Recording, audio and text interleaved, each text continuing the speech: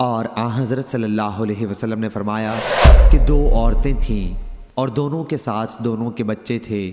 اتنے میں ایک بھیڑیا آیا اور ایک عورت کے بچے کو اٹھا لے گیا۔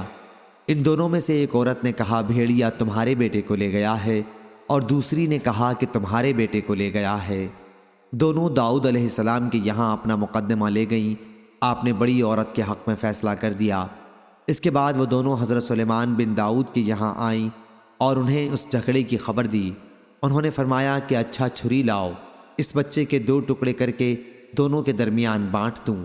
چھوٹی عورت نے یہ سن کر کہا اللہ آپ پر رحم فرمائے، ایسا نہ کیجیے، میں نے مان لیا کہ یہ اسی بڑی کا لڑکا ہے۔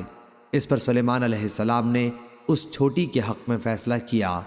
حضرت ابو ہریرہ رضی اللہ عنہ نے کہا کہ میں نے سکین کا لفظ اسی دن سنا، ورنہ ہم ہمیشہ چھری کے لیے مدیہ کا لفظ بولا کرتے تھے۔